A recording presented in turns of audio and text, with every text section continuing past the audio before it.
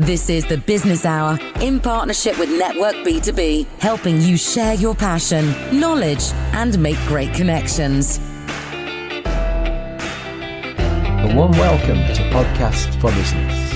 Podcast for Business is all about helping businesses share their knowledge, passion, expertise, news of events, workshops, and seminars. Podcast for Business is brought to you in partnership with Network B2B, structured networking in a relaxed environment. For more information about a group near you, visit networkb2b.co.uk. Thank you to this week's sponsor, Premier Homes in Spain. If you're looking for your own home in Spain, check out premierhomesinspain.com. All interviews featured in Podcast for Business, first featured in the Business Hour podcast. The Business Hour podcast brings you feel-good music as well to help you through your week. For more information, visit podcastforbusiness.co.uk. Sit back and enjoy Podcast for Business. This is the Business Hour in partnership with Network B2B, helping you share your passion, knowledge, and make great connections. You know, there's a great saying, you don't know what you don't know. And I'm here today to explore the world of business coaching with Bill Squires. How are you, Bill? All right? Very well indeed, thank you, Steve. Bill, tell me about the role of a business coach before we find out a little bit more about you. So it's quite varied, really. It depends what the person who is being coached is looking for. What I find is that most business owners have gone into business at some stage to give themselves a better life. That's what they're looking for. And quite often, along the way, they've lost that sort of mojo. They're not really quite sure what they're there for. And therefore, I'm working with people who want to get better, who want to get more out of their organisation, and probably aren't quite sure how to do it now at that stage.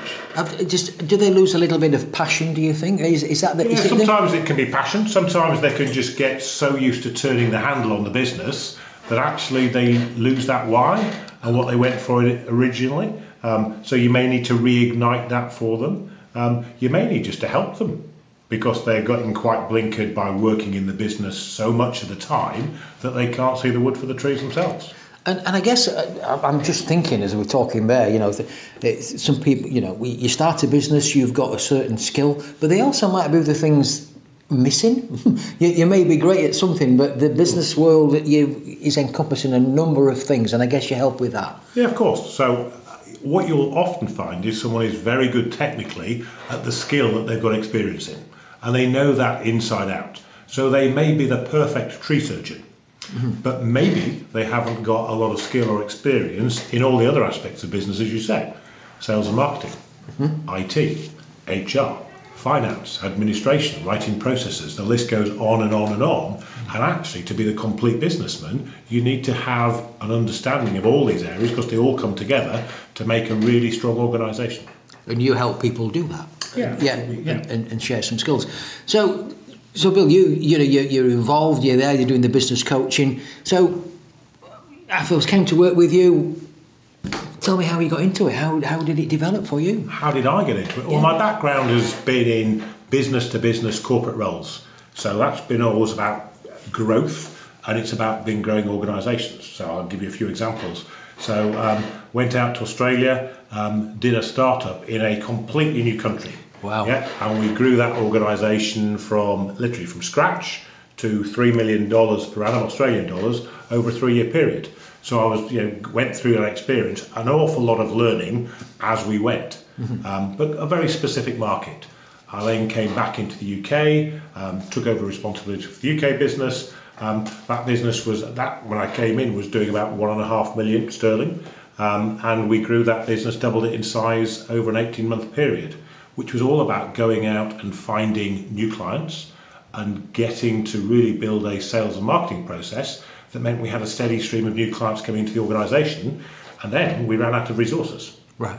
And therefore what we had to do is go and build a process to find new young engineers that we could develop and train so they could become the consultants of the future. And Bill, you used two interesting words there. You use one, learning, okay, and process, okay.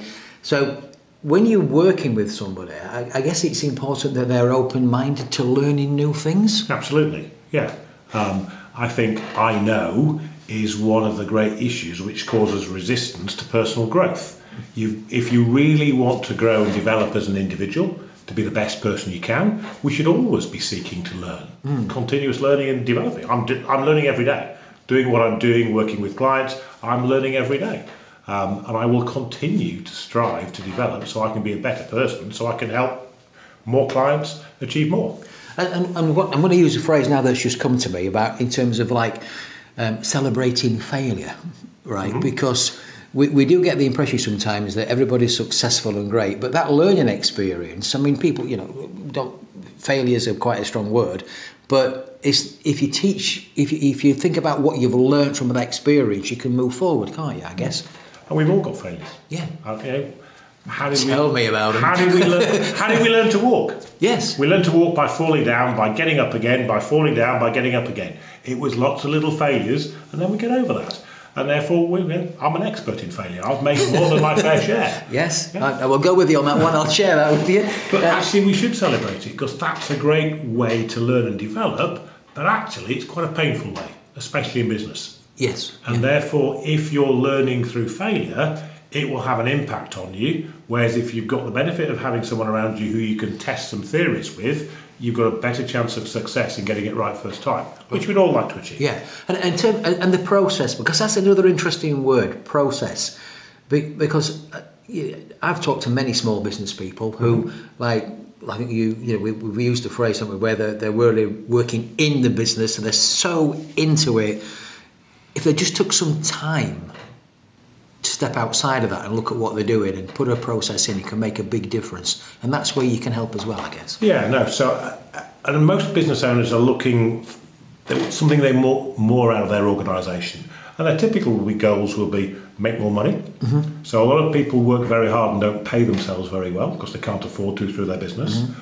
Or they're just working all the time flat out in the organisation and they haven't got time for themselves and the family and their social life. And therefore it's those two big things that you're trying to help people with. Give them some more time to enjoy and give them the monetary rewards which they should be getting out of the organisation if it's a successful business, to enjoy the time and actually have a satisfying future. And what kind of businesses do you work with, Bill? Who needs a business coach then? Is it across small to medium-sized business? Yeah, small to medium-sized organisations. The organisations I work with, I want to be seen as an investment that pays for itself. And therefore the business has to have a certain size, because when we work together, they're going to grow. That growth will give them a return. Obviously, the larger the business, the same percentage growth gives them a bigger return. And I want to make sure that I'm an investment in the future. I'm not a cost. Mm-hmm. And therefore, I look for an organisation where, when we work together, I can see that opportunity that working together will mean benefit of working with Bill is Bill's a free resource. And when's a good time to start, Bill? Does it, best time to start would probably be 5 years ago for most organisations, but that's not possible. So if you can't start 5 years ago, when's the best time to start? Well, yesterday, but we can't do that even. So today's a good day. Today's a good day. Today's a good day. Okay. So whenever the time is right, I guess. There'll typically be something that happens in the organisation that people think about it. I don't know what it is. It'll be varying for different people. They may have had somebody leave and they're just thinking about why. They may just have decided actually they're getting into a bit of a rut and they want to do something to change. So often there'll be something there. Or they're just going, they are dissatisfied with where they are and they'd like some help to move forward. And Bill, we were talking over a cup of tea as well, just about an event that you went to last week, and it's about the marginal differences that you can make as well. So, just picking up on what you're saying as well, it doesn't always have to be the big things, does it? No, it tends to be in terms of getting the growth and things that change. It is actually a multiplication of a lot of small things that collectively make a very large difference. So the event was Sir Clive Woodward talking about marginal gains and all the different things you need to put in place to become an individual champion, athlete, sports person, and also building winning teams. Fascinating, lots to learn that is directly applicable to business. Right, okay. So people listen to this then and they're thinking, well, that sounds interesting. Mm-hmm. How can they find out and how can they try it with you? How can they work with you to see if it's for them? So I assume that most people don't know an awful lot about business coaching. Not many people are going to wake up in the morning and go, I want to hire a business coach today. So I'm very keen to let people experience it. And there's a couple of different ways they can do that. I run regular workshops that people can come to. They're complimentary, so they can come and meet me, understand the systems, understand the process and the methodology, and just think about whether that would help them in their organisation.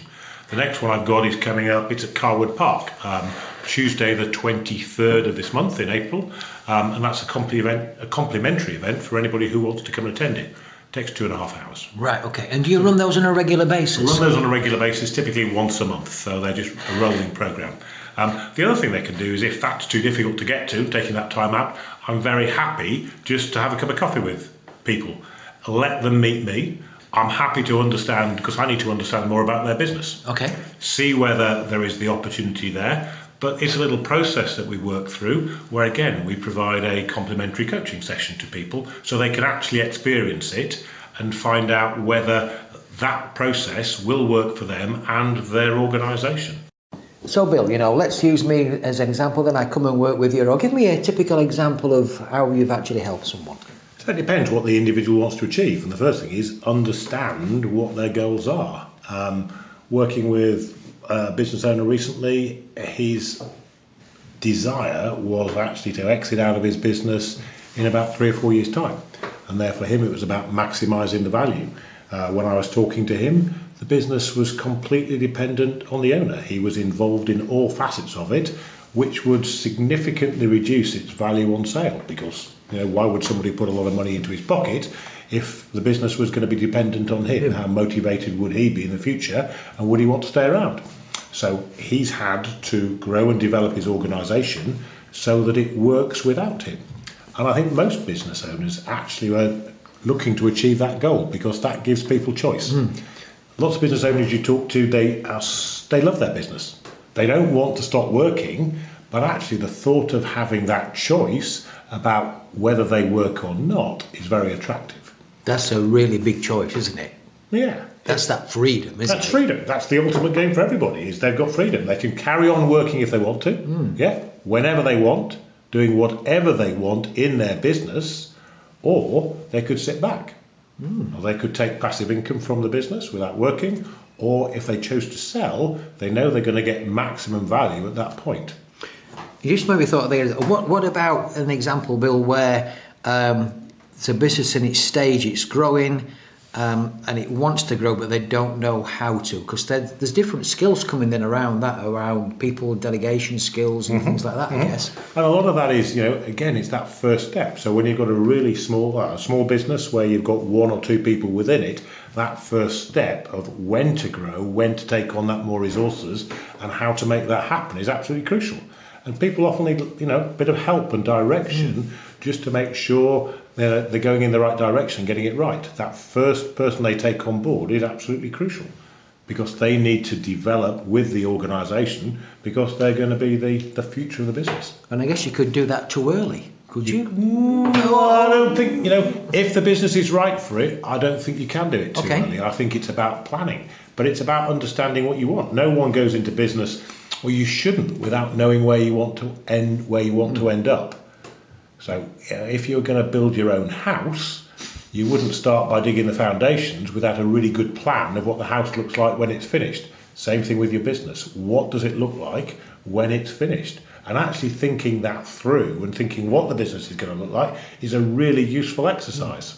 And Bill, we're here in Leeds. Yeah. So do you work across Yorkshire? How does it work? No, I can. So I can work anywhere in Yorkshire or Lincolnshire, but I choose to work because I believe that being face-to-face, not all of the time, you can do it over the phone or by video conferencing, but I actually want to be close to the organisations I work to.